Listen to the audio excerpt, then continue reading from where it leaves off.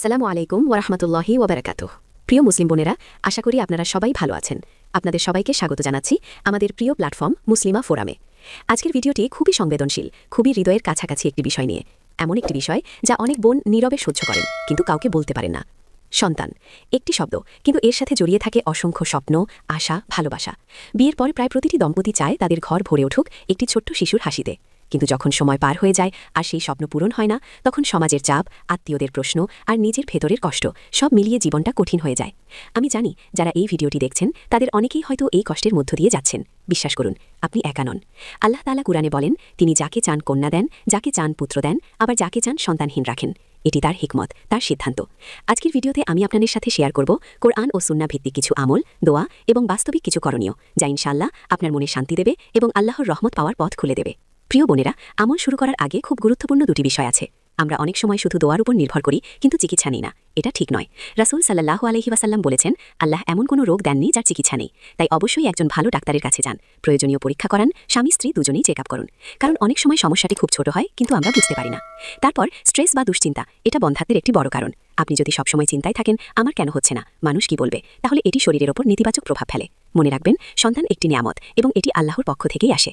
আল্লাহ যদি এখনও না দিয়ে থাকেন, এর মানে এই নয় যে তিনি আপনাকে ভালোবাসেন না, বরং তিনি আপনাকে পরীক্ষা করছেন এবং হয়তো আপনার জন্য আরও ভালো কিছু রেখেছেন। নিজেকে বলুন, আমি চেষ্টা করব, আর ফলাফল আল্লাহর হাতে ছেড়ে দেব।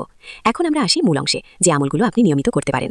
হযরত জাকারিয়া আলাইহিস সালাম বৃদ্ধ বয়সে সন্তান চেয়েছিলেন এই দোয়া পড়ে, রাব্বি হাবলি মিন লাদুনকা যুররিয়াতান তয়্যিবা ইন্নাকা সামিউদ দোয়া। অর্থ, হে আমার রব, আপনি আমাকে পবিত্র সন্তান দান করুন, নিশ্চয়ই আপনি দোয়া শ্রবণকারী। নিয়ম, প্রতিদিন 5 ওয়াক্ত নামাজের পর পড়ুন, অন্তত 100 বার। হযরত ইব্রাহিম আলাইহিস সালাম সন্তান চেয়েছিলেন এই দোয়া পড়ে, রাব্বি হাবলি মিনাস সলিহিন।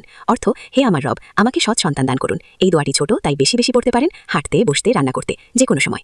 তারপর আপনারা ইস্তিগফার পড়তে পারেন। ইস্তিগফার এমন একটি আমল যা জীবনের সব সমস্যা সমাধানে দরজা খুলে দেয়। নূহ আলাইহিস সালাম বলেছেন, ইস্তিগফার করলে আল্লাহ ধন সম্পদ ও সন্তান বৃদ্ধি করেন। আমল, আস্তাগফিরুল্লাহাল আযীম ওয়া আতুবু ইলাইহি, প্রতিদিন 500 থেকে 1000 বার পড়তে পারেন। ধীরে ধীরে শুরু করুন, তারপর বাড়ান।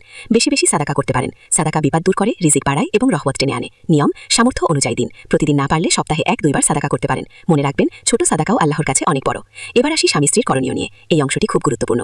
তাহাজ্জুদ নামাজ পড়ে আল্লাহর কাছে যাইতে পারেন। রাতের শেষ ভাগ, এটা দোয়া কবুলের সবচেয়ে শক্তিশালী সময়। চেষ্টা করুন সপ্তাহে অন্তত 2 থেকে 3 দিন স্বামী স্ত্রী একসাথে নামাজ পড়ুন, তারপর দোয়া করুন। স্বামী স্ত্রীর দুজনেই সম্পর্ক ভালো রাখুন। স্বামী স্ত্রীর মধ্যে যদি দূরত্ব থাকে, মানসিক চাপ থাকে, তাহলে সেটাও প্রভাব ফেলে। সবসময় একে অপরকে বুঝুন, দোষারোপ করবেন না, একসাথে সময় কাটান। আপনারা একে অপরের সাপোর্ট সিস্টেম। এবার একটি গুরুত্বপূর্ণ কথা বলি, আল্লাহ কখনো দোয়া নষ্ট করেন না। তিনি 3 ভাবে দোয়া কবুল করেন। 1, সাথে সাথে কবুল করেন। 2, পরে দেন, অথবা এর বদলে কোনো বিপদ দূর করেন। তাই হতাশ হবেন না। আল্লাহর কাছে মোনাজাত করে বলতে পারেন, হে আল্লাহ, আপনি পরম দয়ালু, পরম করুণাময়। আমাদের মাঝে যারা সন্তান লাভের আশায় দিন গুনছেন, আপনি তাদের কোল ভরে দিন। তাদের দীর্ঘদিনের কান্নাকে আপনি সুখে পরিণত করুন। তাদের সব শারীরিক ও মানসিক বাধা দূর করে দিন। তাদেরকে সুস্থ, নেক, দিনদার সন্তান দান করুন। হে আল্লাহ, আমাদের সকল দোয়া কবুল করুন, আমিন।